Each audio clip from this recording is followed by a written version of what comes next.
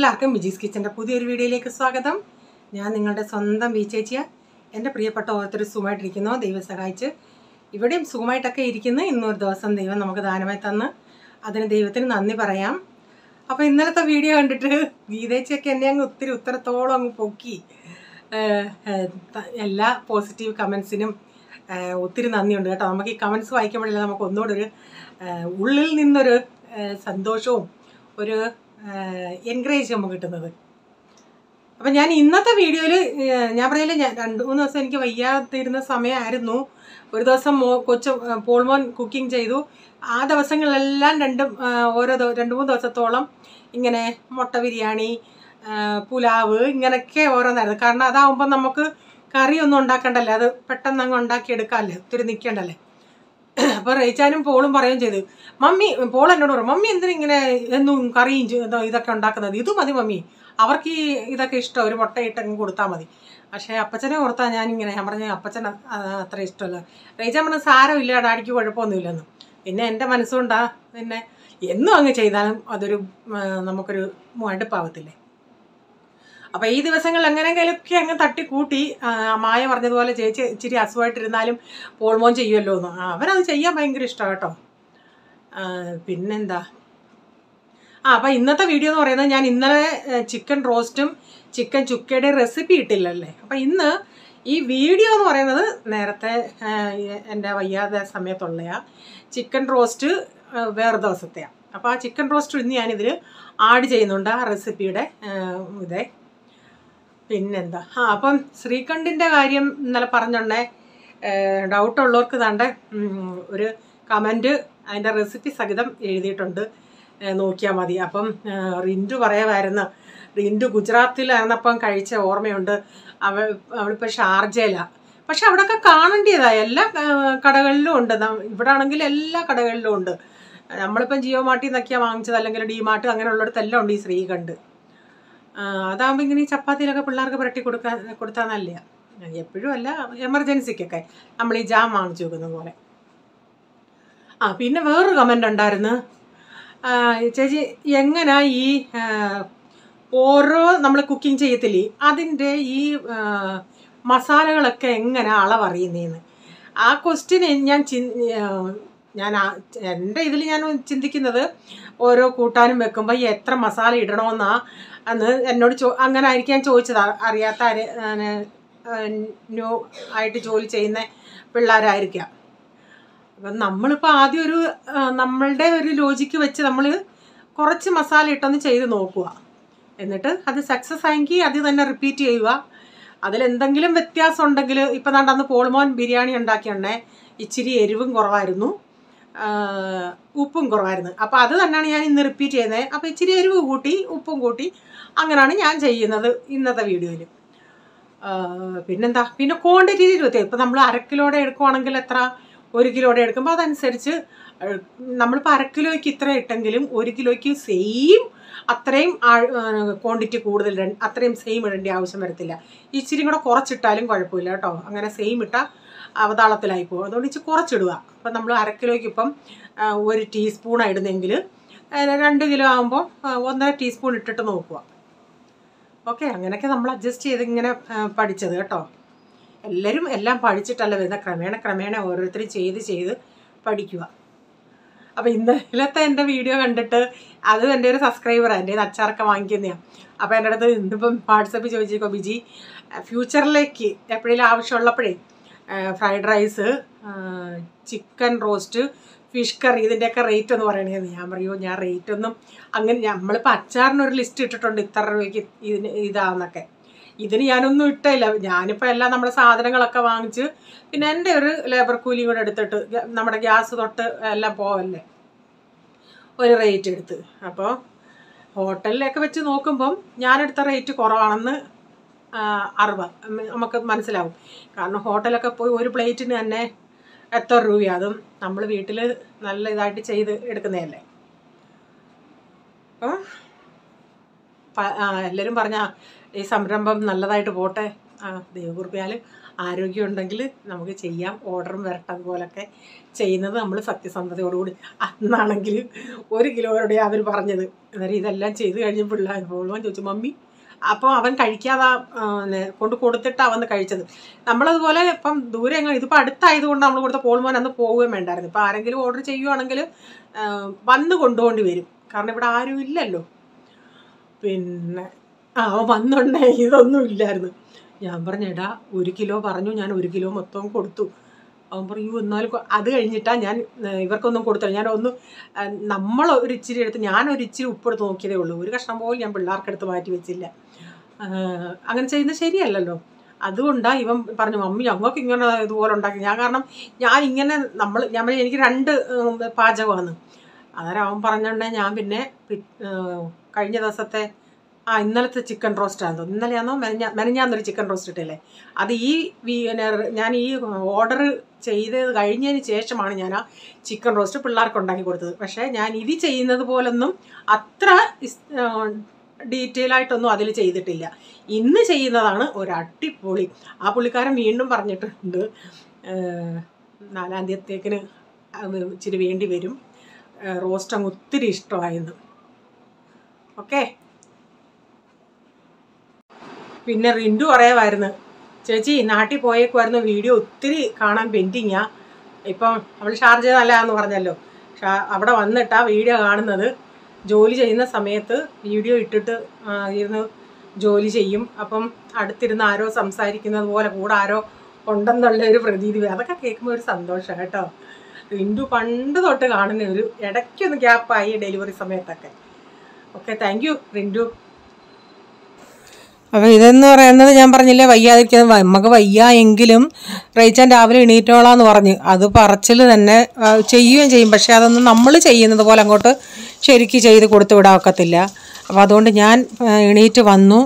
അപ്പം കുറച്ച് കഴിഞ്ഞ് റേച്ചാനും കൂടെ വന്നു എന്തെങ്കിലുമൊക്കെ ചെയ്യണമെങ്കിലൊന്നും പറഞ്ഞു. ഞാൻ പറഞ്ഞൊന്നും ചെയ്യണ്ട, പോയി കിടന്നോ, ഞാനങ്ങ് രാവിലത്തെ അങ്ങ് ചെയ്ത് എങ്ങനെയും കൊടുക്കാം. അല്ലെങ്കിൽ റേച്ചാൻ ഞാൻ ചായ കൊണ്ട് കൊടുത്തു കഴിഞ്ഞിട്ടേ റേച്ച എണ്ണീക്കത്തുള്ളൂ. അത്രയും കൂടെ നേരം കിടന്നോട്ടെന്നും പറഞ്ഞ് ഇവരൊക്കെ പോയി കഷ്ടപ്പെട്ട് ജോലി ചെയ്തിട്ട് വരുന്നവരല്ലേ. അപ്പോൾ നമ്മൾ വീട്ടിലിരിക്കുന്നവരാ. ഞാൻ പറഞ്ഞു കൊച്ചിനെ വിട്ട് കഴിഞ്ഞ് ഞാൻ അങ്ങ് പോയി റെസ്റ്റ് എടുത്തോളാം. കാരണം എനിക്ക് അത്രയ്ക്ക് അങ്ങ് വയ്യാത്തൊരു സിറ്റുവേഷൻ ആയിരുന്നു.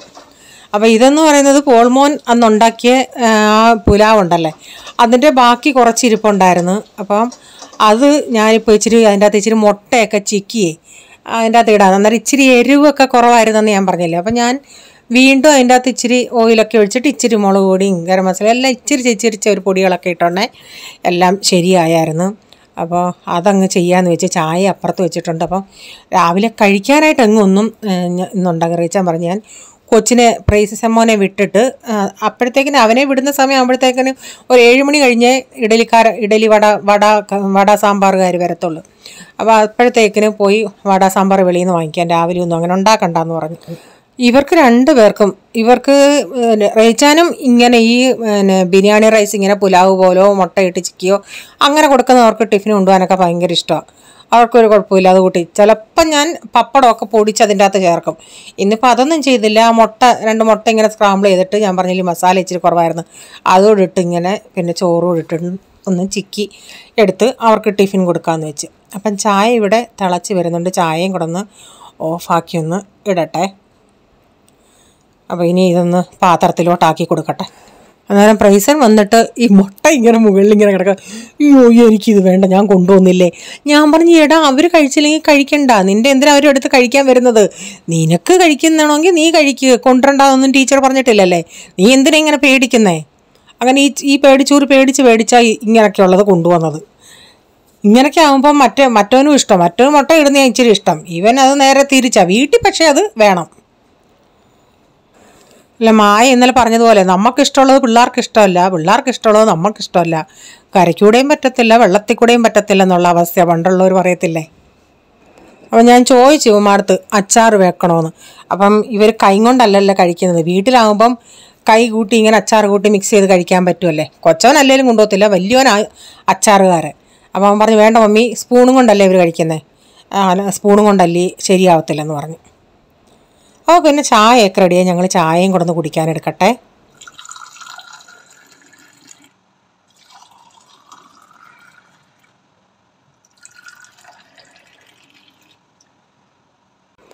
പിന്നെ കഴിച്ചാൽ വടയൊക്കെ വാങ്ങിച്ചുകൊണ്ട് വന്നായിരുന്നു. അപ്പോൾ അതുകൂടെ കഴിച്ചിട്ട് ഞാൻ ചപ്പാത്തി നമ്മൾ വെളിയിൽ നിന്ന് ആൻറ്റിയുടെ നിന്ന് വാങ്ങിക്കുന്നുണ്ടല്ലോ, അതുകൊണ്ട് പിന്നെ ചപ്പാത്തിക്ക് ഞാനൊരു വെണ്ടയ്ക്ക മെഴുക്കോട്ടി അങ്ങ് വെക്കാമെന്ന് വെച്ച്.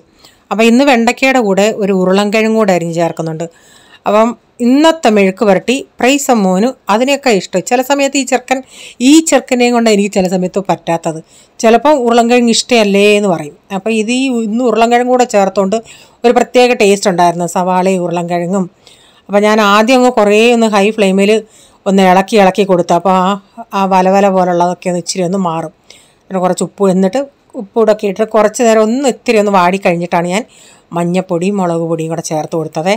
അപ്പോൾ ഇതങ്ങ് നടക്കുമ്പം പിന്നെ ഞാൻ ഇതുകൂടെ ഉണ്ടാക്കിയിട്ട് ഞാൻ പിന്നെ കുറച്ച് നേരം പോയി കിടന്നായിരുന്നേ. പിന്നെ ഉച്ചയ്ക്ക് ചപ്പാത്തി ഇതുകൂടെ ഉണ്ടെങ്കിൽ പിന്നെ എനിക്ക് രാത്രിയിലത്തേക്കിന് ഞാൻ ഉണ്ടാക്കിയാൽ മതിയായിരുന്നു പുലാവ്. അപ്പോൾ ഞാൻ ഇതിൻ്റെ അകത്ത് ഈ കാണിക്കുന്ന റോസ്റ്റ് ഈ ദിവസത്തെ വീഡിയോ അല്ല കേട്ടോ, നേരത്തെ ഉണ്ടാക്കിയപ്പോൾ ഉള്ള ആ റോസ്റ്റിൻ്റെ വീഡിയോ ആണ് ഇതിൽ ആഡ് ചെയ്യുന്നത്. ഈ ജോലി ചെയ്തുകൊണ്ടിരിക്കുന്നവർക്ക് 2 ദിവസം കട്ടിലേ കിടന്നാൽ അങ്ങ് ഭയങ്കര വീർപ്പ് മുട്ടലാണ്. നമ്മൾ ജോലി ചെയ്തുകൊണ്ടിരിക്കുന്ന നമ്മൾ ചിന്തിക്കും, ഒന്ന് കിടന്നായിരുന്നെങ്കിൽ, ഇത്തിരി കിടക്കാൻ സമയം കിട്ടിയായിരുന്നെങ്കിലെന്ന്. പക്ഷേ ചുമ്മാതാ നമ്മൾ ഊപ്പാടെടുത്ത് പോകും, നമ്മൾ ആകെ അങ്ങ് ബോറടിക്കുമെന്നുള്ളതാണ്. നമ്മൾ ഓടി നടക്കുമ്പോൾ നമ്മുടെ വില നമ്മൾ തന്നെ മനസ്സിലാക്കുന്നില്ല. നമ്മളൊന്ന് കിടക്കുമ്പോഴാണ് നമ്മൾ അറിയുന്നത് നമ്മുടെ ബുദ്ധിമുട്ട്. അപ്പോൾ ഇനി ഞാൻ കാണിക്കാം. അങ്ങനെ ഇത് മെഴുക്കോട്ട് റെഡിയായി, അതിൻ്റെ വീഡിയോ ഒന്നും എടുത്തില്ല. അപ്പോൾ ഞാനിനി ചിക്കൻ റോസ്റ്റിൻ്റെയാണ് കാണിക്കുന്നത്. അപ്പോൾ ആ ചിക്കൻ ഞാൻ ഇന്നലെ രാത്രി ഉണ്ടാക്കുന്നതിൻ്റെ തലേന്ന് രാത്രി 1 കിലോ ചിക്കൻ്റെ അകത്ത് 1 ടീസ്പൂൺ മുളക് പൊടിയും മഞ്ഞൾപ്പൊടിയും ഇച്ചിരി കുരുമുളക് പൊടിയും ഉപ്പും തൈരും ചേർത്തൊന്ന് മാരിനേറ്റ് ചെയ്ത് ഫ്രിഡ്ജിൽ വെച്ചിരുന്നേ. അപ്പോൾ അത് ഇന്ന് രാവിലെ കുറച്ച് ഓയിൽ ഒഴിച്ചിട്ട് അങ്ങ് വലിയ ഡീപ് ഫ്രൈ നമുക്ക് ചെയ്യണ്ട. ആ ചിക്കൻ ഒന്ന് ഇട്ടിട്ട് അതിൻ്റെ ആ ഇച്ചിരി ഒരു കളറൊക്കെ മാറി ഇച്ചിരി ഹാർഡാവത്തില്ലേ, ആ പരുവം നമുക്കൊന്ന് വറുത്തെടുക്കണം. ഒത്തിരി അങ്ങ് വെന്ത് വരണ്ട, നമുക്ക് പിന്നെ ഇത് റോസ്റ്റാക്കി എടുക്കാനുള്ളയാ. അതിങ്ങനെ ഒത്തിരി ഒന്ന് കട്ടിയായിട്ടിരിക്കാൻ വേണ്ടി നമ്മൾ റോസ്റ്റ് ചെയ്യുമ്പം ഇങ്ങനെ ചെയ്യുന്നത് നല്ലതാണ് കേട്ടോ. അപ്പോൾ 1-2 മിനിറ്റ് ഞാനൊന്ന് ഒരു സൈഡൊന്ന് ഇട്ടേ ഉള്ളൂ. പിന്നീട് ഞാൻ അതൊന്ന് തിരിച്ചിട്ടിട്ട് അതുപോലെ 1-2 മിനിറ്റ് ആ സൈഡോടെ ഇച്ചിരി ഒന്ന് വേവിച്ചെടുക്കുന്നുണ്ട്. അപ്പം റോസ്റ്റിനൊരു പ്രത്യേക ഒരു ടേസ്റ്റും ഇതും കിട്ടും. ഞാനെടുത്ത ചിക്കൻ ഞങ്ങൾ വീട്ടിൽ ഉപയോഗിക്കത്തില്ല. ഞാൻ പറയത്തില്ല, മുഴുവനുള്ള കോഴിയെ ഞങ്ങൾ വാങ്ങിക്കത്തില്ല. അതിൻ്റെ അകത്ത് കഴുത്തും വേണ്ടാത്ത പാർട്ടൊക്കെ മാറ്റിയിട്ട് അങ്ങനെയുള്ള മട്ടൺ ടൈപ്പ് പീസുള്ള സൈഡാണ് ഞങ്ങൾ വാങ്ങിച്ചത്. ഞാനിപ്പോൾ ചിക്കൻ വറുത്ത അതിൽ നിന്ന് ഒരു 3 ടേബിൾ സ്പൂൺ ഓയിൽ ഒഴിച്ചിട്ടുണ്ട്. ഇതിലേക്ക് 1 ടീസ്പൂൺ കടുകും 1 ടീസ്പൂൺ പെരുംജീരകവും ഇട്ട് കൊടുക്കാം.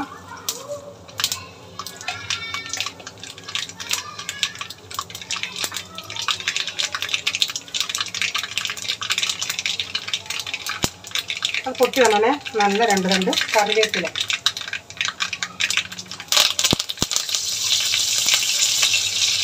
ഇതിലേക്ക് 1 ടേബിൾ സ്പൂൺ ഇഞ്ചി ക്രഷ് ചെയ്തതും ഞാൻ ഈ ഇടിക്കല്ലിലിട്ട് ചതച്ചതാണ്. 1 ടേബിൾ സ്പൂൺ വെളുത്തുള്ളി, അല്ലിയായിട്ട് പറയുവാണെങ്കിൽ ഒരു 12-13 അല്ലി വെളുത്തുള്ളി, ഇതുപോലുള്ള 2 കഷ്ണം ഇഞ്ചി.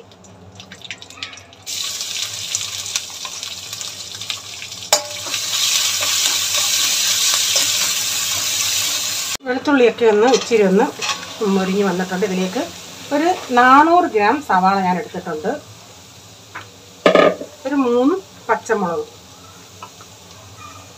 നല്ല ഹൈ ഫ്ലെയിമിൽ ഇത് ഒന്ന് വഴറ്റി എടുക്കട്ടെ. ഇച്ചിരി നേരം ആദ്യം ഹൈ ഫ്ലെയിമിൽ വെച്ച് കൊടുക്കാം. നല്ല ബ്രൗൺ കളർ പോലെ നമുക്കിതൊന്ന് വഴറ്റി എടുക്കണം.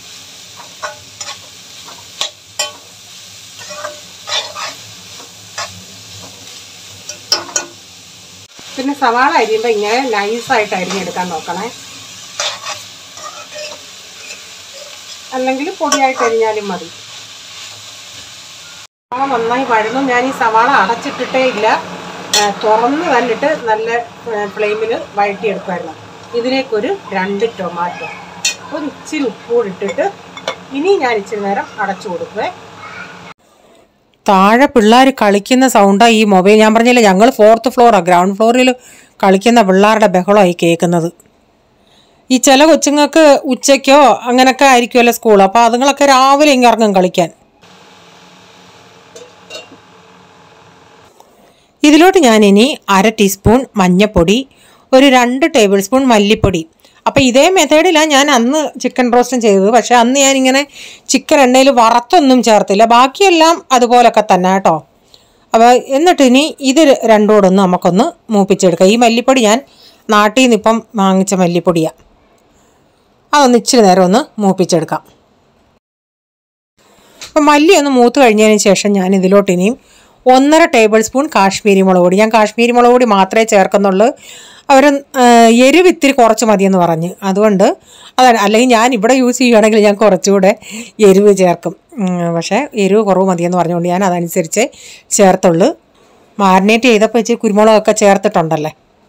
ഇതുകൂടെ നമുക്ക് നന്നായി ഒന്ന് ചെറിയ തീരൊന്ന് വഴട്ടി എടുക്കാം. അപ്പോൾ ആ എണ്ണയൊക്കെ അതിൽ നിന്ന് വിട്ട് വരും. അപ്പോൾ അതുവരെ ഒന്ന് മസാല നന്നായി ഒന്ന് മൂപ്പിച്ചെടുക്കാം. എന്നാലേ നമ്മുടെ ആ റോസ്റ്റിനൊരു കളറ് കിട്ടത്തുള്ളൂ. ഞാൻ ഇച്ചിരി നേരം ഒന്ന് അടച്ചു കൊടുത്തേ, ചെറിയ തീയിൽ അവിടെ കിടത്ത് ഇങ്ങനെ ഇടയ്ക്കിടയ്ക്ക് ഇളക്കി കൊടുത്ത് നന്നായിട്ടൊന്ന് കരിച്ചെടുക്കുകയല്ല ചെയ്യേണ്ടത്. ചെറിയ തീയിൽ നമ്മൾ ഇച്ചിരി പേഷ്യൻസ് വെച്ചിട്ട് വേണം നമ്മളത് ചെയ്യാനായിട്ട്. അപ്പം എണ്ണയൊക്കെ നന്നായി വിട്ട് വന്ന് ആ സമയം ഞാനിപ്പം 1 ടീസ്പൂണും ഒരിച്ചിരിയും കൂടെ ഗരം മസാല ഇട്ട് കൊടുത്തിട്ടുണ്ട്. അപ്പം ഞാൻ ഈ വെള്ളം ഒഴിക്കുന്നതാണെങ്കിൽ നിങ്ങൾ ചിന്തിക്കുകയോ റോസ്റ്റായിട്ട് എന്തിനാണ് വെള്ളം ഒഴിക്കുന്നതെന്ന്. അപ്പം നമ്മളിപ്പോൾ ഈ ചിക്കൻ ഒന്ന് വറുത്തത് കൊണ്ട് അധികം വെള്ളം അതിൽ നിന്ന് ഇറങ്ങത്തില്ല. അതേസമയം നമ്മൾ അത് വറക്കാതെ ചിക്കൻ ഇട്ട് ഇങ്ങനെ റോസ്റ്റ് ചെയ്യുവാണെങ്കിൽ ഈ വെള്ളം ഒഴിക്കേണ്ട ആവശ്യമില്ല, ആ ചിക്കനിൽ നിന്ന് വെള്ളം ഇറങ്ങും. അപ്പം നമ്മൾ ഇതുകൂടെ ഞാനൊന്ന് മിക്സ് ചെയ്തിട്ട് ആ ചിക്കനോട് ഇട്ട് കൊടുക്കണം. ഉപ്പ് നോക്കണേ, ഇച്ചിരി ഉപ്പ് കുറവായിട്ട് തോന്നി ഞാൻ വീണ്ടും ഇച്ചിരി ഉപ്പ് ഇട്ട് കൊടുത്തിട്ടുണ്ട്. എന്നിട്ട് ആ വറുത്ത ചിക്കൻ ഇട്ടിട്ട് ആദ്യം ഒത്തിരി ഇട്ടങ്ങ് ഇളക്കണ്ട, കാരണം അത് ഇളകി പോവുകയോ പൊടിഞ്ഞു പോവുകയോ ചെയ്യും. ഞാൻ ആദ്യം സ്റ്റീലിൻ്റെ തവിയും ഇതും കൊണ്ടാണ് ചെയ്തത്. പിന്നെ ഞാനത് മാറ്റി വുഡൻ്റെ സ്പാച്ചുല എടുത്തായിരുന്നു, ഉടഞ്ഞു പോകണ്ടെന്ന് പറഞ്ഞു. അപ്പോൾ ഇതൊന്ന് നമ്മുടെ പാത്രത്തിൽ നിന്ന് ഒരു ആവി പോലൊക്കെ ചിക്കനിൽ നിന്ന് ആവി പോലൊക്കെ വരുന്നിടം വരെ ഞാൻ ഹൈ ഫ്ലെയിമിൽ ഇട്ടിട്ട് പിന്നെ മീഡിയം ഫ്ലെയിമിലിട്ട് തീ കൂട്ടുകയും കുറയ്ക്കുകയൊക്കെ ചെയ്ത് നമുക്കിതൊന്ന് നല്ലൊരു ബ്ലാക്ക് കളർ പോലെ ഒരു വരണം. ആ പരുവം വരെ ചെറിയ തീയിലിട്ട്, നമ്മൾ ഈ റോസ്റ്റ് ആയതുകൊണ്ട് ഞാൻ ഒത്തിരി സമയം എടുത്ത് ഇതൊന്ന് റെഡിയായി കിട്ടാനായിട്ട്. അപ്പം ഞാൻ ചെറിയ തീയിൽ ഇങ്ങനെ ഇട്ടുണ്ട്. അതിൽ നിന്ന് കുറച്ച് വെള്ളം ഇപ്പം ഇങ്ങനെ ഒന്ന് ഇറങ്ങുന്നുണ്ട്. അപ്പം ഞാൻ ദാണ്ട് ഇപ്പം വേറൊരു സ്പൂണെടുത്ത് ഉപയോഗിച്ചത്, കാരണം അത് ചിക്കൻ ഇങ്ങനെ ഇളകി പറഞ്ഞു പോകുമെന്നും പറഞ്ഞു.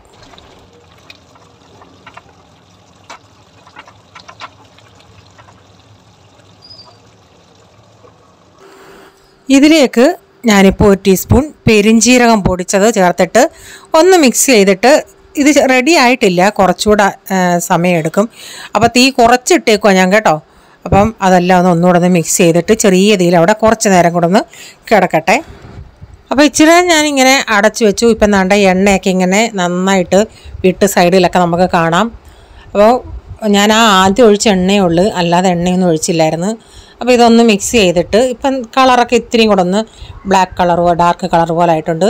ഇതിലേക്ക് ഞാൻ ലാസ്റ്റിൽ ഒരു 1/4 ടീസ്പൂണേ കുരുമുളക് പൊടി ചേർക്കുന്നുള്ളൂ, കാരണം എരിവ് കുറച്ച് മതിയെന്ന് പറഞ്ഞ് ഞാൻ ഇച്ചിരി മാരിനേറ്റ് ചെയ്തപ്പോഴും കുരുമുളക് പൊടി ചേർത്തായിരുന്നേ.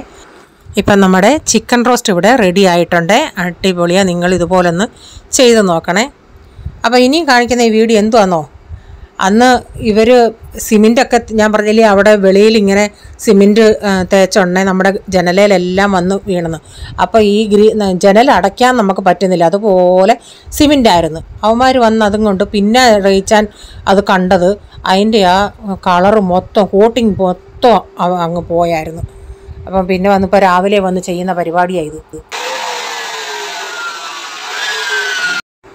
ഞാൻ പറഞ്ഞു ബിൽഡിങ്ങിൻ്റെ പണിയാണെന്നും പറഞ്ഞു നമ്മുടെ റൂമുകളാണെന്നോ എല്ലാവരുടെയും നശിപ്പിക്കുന്നത്. അത്ര ക്യൂക്കിൽ അവർ. അതേസമയം ആ നെറ്റ് നല്ല നെറ്റായിരുന്നെങ്കിൽ ആ നെറ്റിൽ തട്ടി നിൽക്കത്തേ ഉള്ളായിരുന്നു. ഇത് ഇവന്മാരുടെ കീറിയ നെറ്റുവാ.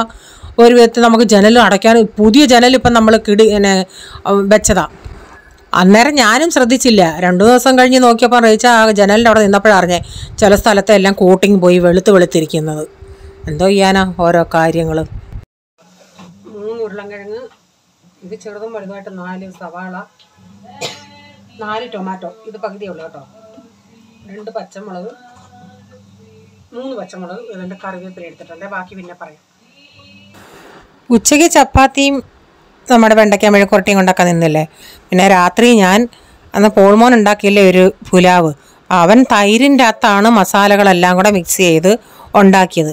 ഞാനിപ്പോൾ തൈരൊന്നും എടുക്കുന്നില്ല, അതിനൂടെ ഒരു ഇച്ചിരി പുളിക്ക് വേണ്ടി ഞാൻ ടൊമാറ്റോയെ ചേർക്കുന്നുള്ളൂ. ബാക്കിയെല്ലാം അവൻ ചെയ്തതുപോലെ, പക്ഷെ അവൻ ചേർത്തതിനേക്കാൾ ഇച്ചിരി കൂടെ മസാലയൊക്കെ ചേർത്താണ് ഉണ്ടാക്കുന്നത്. എന്നിട്ട് ഞാൻ ലാസ്റ്റിൽ ഒരു മുട്ട ബിരിയാണി എന്ന് പറയാം, ലാസ്റ്റിൽ മുട്ടയും കൂടെ ഒന്ന് അതിൻ്റെ അകത്ത് ഇടുന്നുണ്ട് പുഴുങ്ങി. അപ്പോൾ എന്നും അല്ലാതെ മുട്ടയൊന്നും ഇല്ലാതെ ഉണ്ടാക്കിയിട്ട് ഇന്ന് ഞാൻ ഇതുകൂടെ ചെയ്ത് കൊടുക്കാമെന്ന് വെച്ച്. അപ്പം സവാളയും ഇതെല്ലാം ഒന്ന് അരിഞ്ഞെടുത്ത് പച്ചമുളകും അരിഞ്ഞെടുത്തിട്ടുണ്ട്. ഞാൻ മുട്ടയൊന്ന് പുഴുങ്ങിയെടുത്തായിരുന്നു കുക്കറിൽ.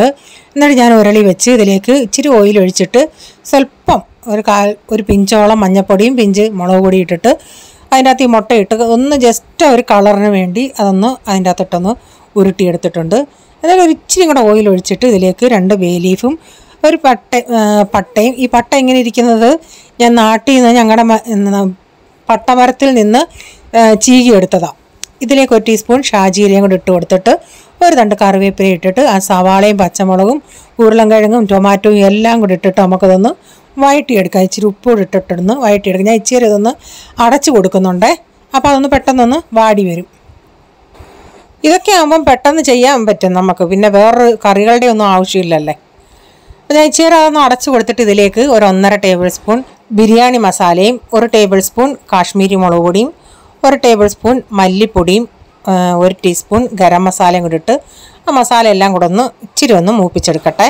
പൊടിയെല്ലാം മൂപ്പിച്ചെടുത്തതിന് ശേഷം ഞാൻ പിന്നെ ഇതിലേക്ക് ഒരു സ്വല്പം വെള്ളം ഒഴിച്ച് കൊടുത്തിട്ടുണ്ട്. എന്നിട്ട് ആ ബേ ലീഫൊക്കെ ഞാൻ ഇങ്ങെടുത്ത് മാറ്റുന്നുണ്ട്. എന്നിട്ട് ഞാൻ സെപ്പറേറ്റ് റൈസ് അവിടെ വേവിച്ച് വെച്ചായിരുന്നു. ആ റൈസ് ഇട്ടെടുത്ത് നമുക്ക് നന്നായി ഒന്ന് മിക്സ് ചെയ്ത് കൊടുക്കാം. നിങ്ങളുടെ കയ്യിൽ മല്ലിയില ഉണ്ടെങ്കിൽ മല്ലിയിലയും കൂടി ഇട്ട് കൊടുക്കണേ.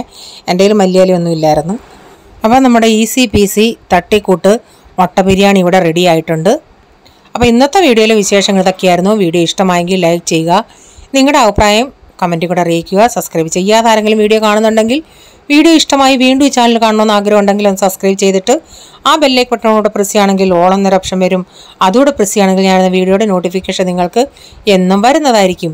ഇനി ഒരു പുതിയ വീഡിയോയുമായി വരും വരെ bye. God bless you all. Thank you. Take care. Bye. See U.